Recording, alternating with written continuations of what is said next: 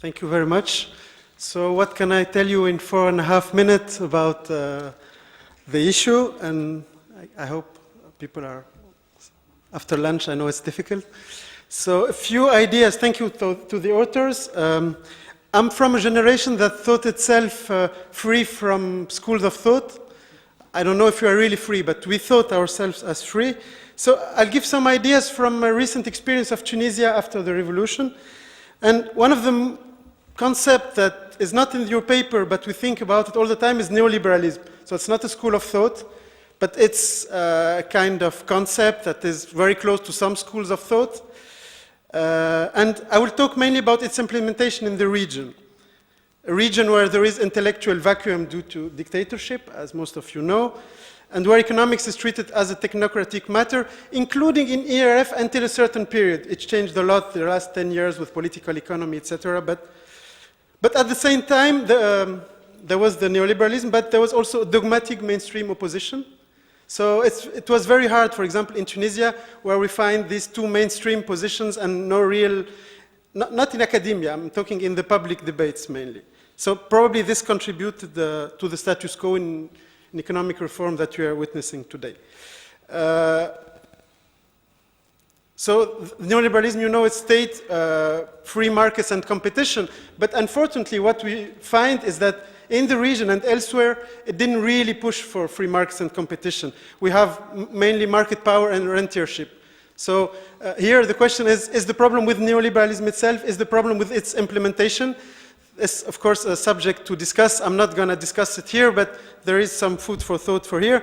And here the lessons from Southeast Asia and the pragmatism that Paul Collier told us about maybe made people think twice about neoliberalism in general, and probably in our region, which is characterized by cronyism, as most of you know. So what happened is that in some cases, by applying some neoliberalism recipe, we accelerated cronyism. For example, when, I don't know, we add a new telecom company, but the new telecom company goes to one of the family of the president, then of course here it's at the same time neoliberalism and cronyism. So the question in Tunisia after the revolution was, do we need more or less neoliberalism? And of course, we had two different opinions. Some people saying, you didn't apply it enough, you applied kind of Tunisian way where most of the reforms were not really done till the end. And many people saying, no, it's neoliberalism that was the cause of everything. But you had also this kind of debates in Syria and in many other countries.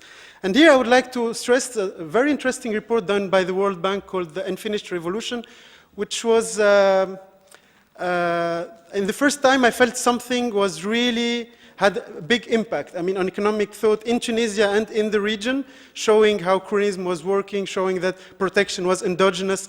And many people from the old regime did not like it. So for them, this report was not only against the regime, but also against the intelligentsia that was running the country in a way. So, and this report, of course, is published in very good journals, etc. So you can find, if you haven't heard about it.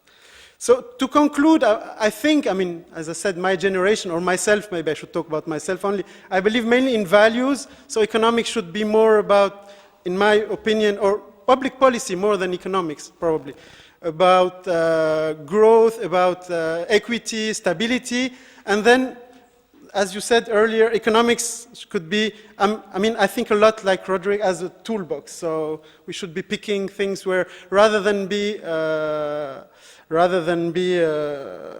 follow just one school of thought. And here, I think the role of evidence-based research, and here ERF is playing a very big role in the region, and I hope it will continue, is in using evidence-based research. Also, government don't really use it. So we have to think about the way to make this evidence-based research, and we talked about it yesterday in the meeting on how to change the programs and how to make them evolve, and how to make this evidence-based research more used by the government in the region. And thank you very much.